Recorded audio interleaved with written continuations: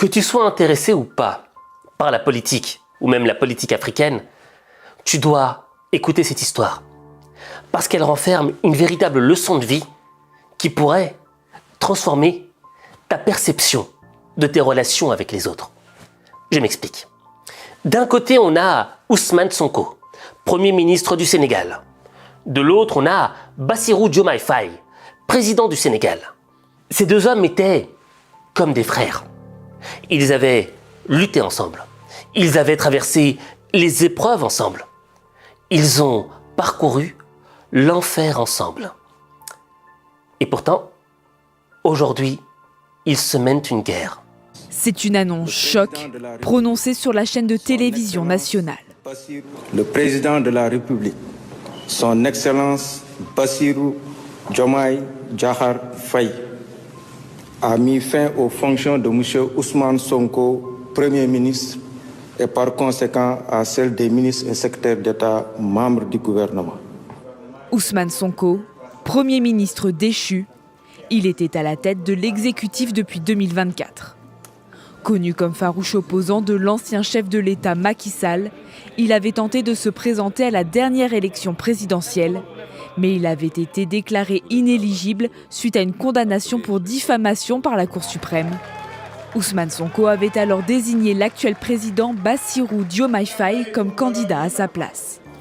Désormais écarté par son collaborateur de longue date, l'ancien Premier ministre réagit sur Facebook.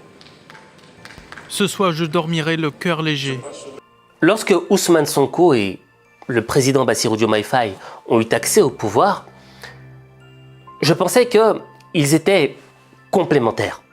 Tu vois, sur papier, tu en as un qui est très instinctif, très émotionnel, qui parle beaucoup avec le cœur. C'est Ousmane Sonko, c'est le feu. De l'autre, tu as la glace, le côté pragmatique, institutionnel, stratégique. C'est le président Bassirou Diomaye Faye. Et pour moi, les deux étaient complémentaires. Le feu et la glace. Mais avec le temps, ont commencé à apparaître certaines fissures. Par médias interposés, les deux hommes se lançaient parfois des piques. L'un reprochait à l'autre de ne pas avoir assez d'autorité, tandis que l'autre reprochait à l'autre de vouloir personnifier le projet, le mouvement, l'incarner. Il ne peut y avoir de crise institutionnelle, car le Premier ministre est nommé par décret. C'est également par décret qu'il peut être destitué. Par conséquent, c'est le président qui le nomme en lui faisant confiance. Et si le président n'a plus confiance en lui, il nommera quelqu'un d'autre. Et tu vois, là on a l'illustration parfaite d'une amitié brisée. Mais moi, ce qui m'intéresse, c'est comprendre pourquoi. Parce que moi aussi, j'ai des amitiés qui se sont brisées et j'arrive pas à comprendre quels sont les éléments chimico-émotionnels qui ont produit cette fissure. Eh bien, j'ai fini par le comprendre grâce à un film.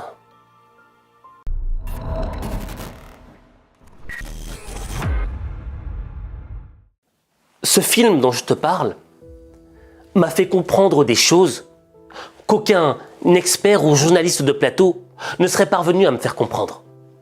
Je parle du film Creed 3. Tu vois, c'est une suite un petit peu de Rocky. Et dans Creed 3, tu as le fils d'Apollo Creed, Adonis. Et Adonis a bien réussi dans la vie. C'est un grand champion de boxe, une vedette. Il a l'argent, la belle femme, la célébrité, ce dont tout le monde rêverait. Et il s'avère que il avait commis un larcin avec son ami, Damian. Damian interprété par l'acteur Jonathan Majors, superbe acteur. Et les deux jeunes hommes s'étaient fait arrêter par la police. Mais un seul d'entre eux a passé quasi la moitié de sa vie en prison, 18 ans. Il s'agissait bien sûr de Damian. Damian s'était sacrifié pour son ami. Et tu vois, Damian, lorsqu'il était en prison, il voyait Adonis réussir. Il voyait sa femme, il voyait son argent, il voyait que c'était une vedette publique. Mais pourtant, ils étaient dans le même bateau. Et c'est Damian qui a fait tous les sacrifices, toutes ces années en prison. Mais Damian, lorsqu'il était en prison, il s'est entraîné. Il avait un niveau super élevé. Et c'est là qu'a commencé à naître la guerre des égaux entre Adonis et Damian. Damian avait le sentiment que son destin avait été volé. Il voulait avoir la même vie qu'Adonis. Il pensait qu'Adonis la lui avait volée. Je t'ai soutenu. Ah, t'as les nerfs. Passe la moitié de ta vie en tôle. À regarder quelqu'un vivre ta vie. Je veux tout ce à quoi j'ai droit. C'est quoi, une menace? Et cette histoire qui avait commencé par une sincère amitié s'est terminée par une guerre sanglante sur le ring. Et si je te parle de ce film, c'est que je pense que tu as compris le parallèle.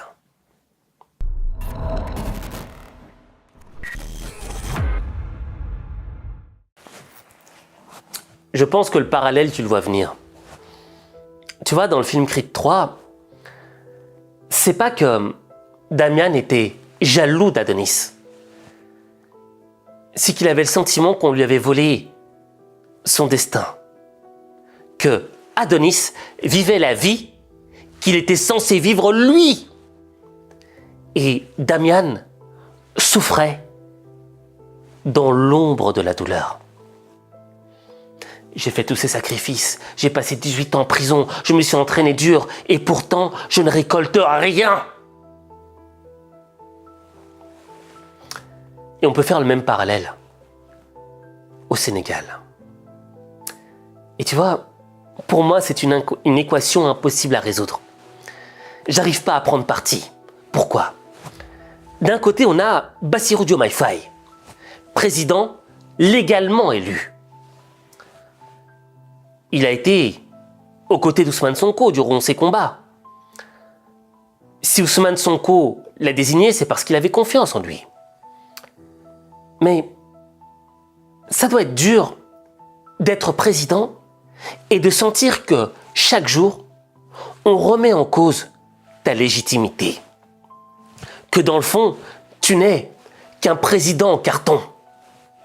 Je veux dire, d'un point de vue de la dignité humaine, c'est dur à avaler. Si j'étais à sa place, j'aurais vraiment du mal. Et je pense que j'aurais éjecté Ousmane Sonko il y a déjà bien longtemps. Lui s'en va, moi je serai bientôt président. Mais ça ne se dit pas. Quel est le président dans le monde qui accepterait ça? C'est pas acceptable. Un premier ministre doit jouer son rôle de premier ministre et non pas son rôle de président potentiel. Il y a quelqu'un qui avait écrit dans un article sur la tragédie des premiers ministres. Mais tous pensent pareil. Vous les nommez premiers ministres, au lieu de faire leur travail, de se faire distinguer par la population, par les réalisations ou tout ça, ils ne songent qu'à prendre la place du président. Et ça, on ne dit pas qu'il ne doit pas la prendre, mais il y a quand même des façons de s'y mettre.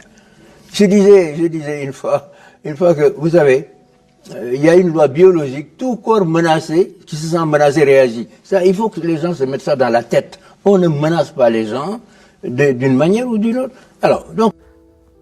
Parce que c'est difficile de vivre dans l'ombre de l'homme qui, certes, n'a pas le pouvoir légal, mais qui a le pouvoir émotionnel.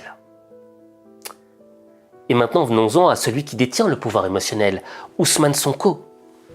Moi, je me souviens, quand je me baladais dans les rues et que je rencontrais justement des gens du peuple du Sénégal, ils me parlaient constamment d'Ousmane Sonko. « Oh Aziz, faut que tu fasses une vidéo sur Ousmane Sonko, je te raconte son histoire, voici. » Et au fait, je comprenais que Ousmane Sonko avait conquis les cœurs. Et Ousmane Sonko s'est sacrifié. Il a traversé la prison, l'enfer. Sa vie n'a pas été simple.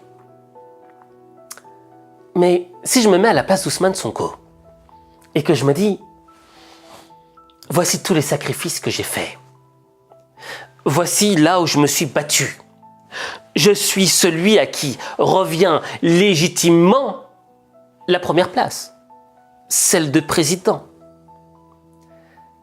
Mais pourtant, je sens que ce destin qui est censé être le mien est en train de m'échapper. Il était un petit peu dans la place de Damian, tu vois. Il a tout le talent, mais ça lui échappe. C'est frustrant. C'est frustrant de se dire que j'ai fait tout ce travail pour finalement finir dans l'ombre. Et en réalité, la guerre entre Bassirou Diomaye Faye et Ousmane Sonko, c'est pas une guerre d'ego.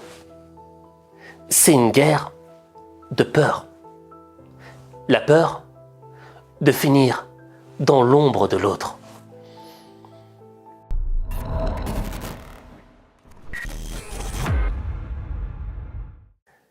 Et tu vois, la leçon de vie, elle est là. Je te garantis à 100% que cette situation, tu vas la vivre dans ta vie. Moi, j'ai connu des gens qui étaient comme des frères. Et le jour où ils ont lancé un business ensemble, il y en a un qui a fait tuer l'autre. Pourquoi? L'ombre. Moi aussi, je me suis investi. J'ai le sentiment de me faire arnaquer. T'étais mon frère. Et là, la guerre éclate. Et en réalité, parfois, cette situation, tu peux pas l'éviter. Je vais être sincère. Tu vois, dans l'arène politique, il n'y a qu'un seul centre de gravité. Il n'y a qu'un seul homme qui peut posséder le pouvoir. C'est un petit peu comme quand tu montes dans une voiture. Tu vois, on va pas se poser à deux sur le siège et conduire moitié-moitié. C'est impossible. Et donc, ça doit amener à un affrontement. Et là, je pense que la guerre aujourd'hui qui va se mener entre Bassirou Diomaye Faye et Ousmane Sonko, elle est saine. Je sais que ça peut choquer ce que je vais dire là. Mais ils vont se battre pour le centre de gravité politique. Et celui qui gagnera à la loyale sera 100% légitime. Et pourra mener ses actions sans avoir cette douleur de se sentir dans l'ombre de l'autre. C'est comme ça dans le monde animal parfois, tu vois. Parfois, tu as deux mâles qui vont s'affronter pour avoir toutes les femelles. On reste des animaux, malgré qu'on est des êtres humains. On a ce côté instinctif. Et tu vois, j'aurais aimé te dire, non mais on peut s'arranger ou des choses du style. Mais parfois la vie, c'est le combat, c'est l'affrontement. Et tu vois, je sais pas si tu as déjà remarqué, mais souvent les boxeurs professionnels, avant le combat, ils s'insultent, ils se crachent dessus. Tu as le sentiment que ces hommes se détestent jusqu'au plus profond de leur cœur. Mais après le combat, ils sont comme des frères. J'ai pour exemple Yoann Duhopa. J'ai fait un podcast avec lui. Et il m'a raconté l'histoire de son combat face à Deontay Wilder, le monstre. Les deux hommes, avant le combat, étaient en guerre. Et une fois que le combat s'était terminé, sur le ring, ils étaient comme des frères. Ça a apaisé les tensions. Raison pour laquelle ce que je vais dire n'est peut-être pas politiquement correct, mais parfois, l'affrontement peut aboutir sur quelque chose de plus sain encore. Et quand tu comprendras cela, eh bien, tu réussiras l'impossible. Mais l'impossible, il n'y a que toi qui peux le faire. Il n'y a que toi.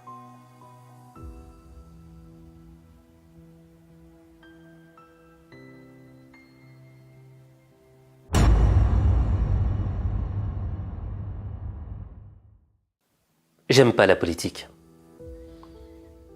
J'aime pas tous ces domaines où tu peux te déchirer avec ton propre frère. Parce que c'est blessant, ça fait mal. Ça fait mal d'être en conflit ouvert avec quelqu'un que t'as vraiment aimé.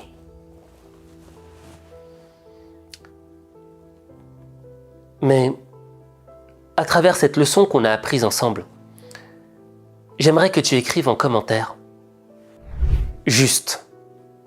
Je répète, juste. Tu vois, moi j'ai grandi avec les films Disney. Et dans les films Disney, c'était pas que bisounours. Il y avait toujours un affrontement. Dans Aladdin, Aladdin a dû affronter Jafar. Dans Le Roi Lion, Simba a dû affronter Scar. En réalité, la vie est un affrontement perpétuel. Même si parfois c'est dur de se battre contre des gens qu'on aime. Le cas de Simba contre Scar, tu vois. Mais la difficulté avec ce genre de combat, c'est que on n'a pas la motivation d'y aller. On n'a pas envie parce que c'est dur moralement. Et tu vois, parfois, même la vie nous met parfois tellement de coups, parce qu'on aime tellement la vie, on est tellement bon avec les gens, on est tellement gentil que quand on reçoit que des réponses négatives, que des émotions négatives, que des énergies qui ne nous aident pas à avancer, ben on est démoralisé. La batterie interne est à 0%. Raison pour laquelle j'ai créé Ultra Boost. Ultra Boost, c'est un petit peu comme cette vidéo qu'on vient de faire ensemble. Tu vois, j'ai utilisé une image mentale, le film Creed 3, pour réveiller ta conscience. Eh bien, dans Ultra Boost, j'utilise 5 films, des super films, d'accord? Et j'aime les beaux films, j'aime pas les films gneugneux. Et tu vois, à travers ces 5 films, l'idée c'est quoi? C'est de recharger ta batterie interne. Celle qui était à 0%, on la remet à 100%, tu vois? Te donner l'envie de repartir de l'avant. Et on le fait ensemble. Et ce qui est cool, c'est qu'avec Ultra Boost, c'est une expérience que tu peux revivre une infinité de fois chaque fois que tu ressens que ta batterie est à 0%. Alors, si tu veux me rejoindre dans l'expérience Ultra Boost, il te suffit soit de scanner le code QR qui est là, je ne sais pas où, ou bien tu cliques sur le lien que j'ai épinglé en commentaire, ou bien tu vas tout simplement sur h5motivation.com. Tu y trouveras un bouton pour aller directement sur Ultra Boost. Et si tu es prêt à recharger tes batteries, alors je te retrouve de l'autre côté.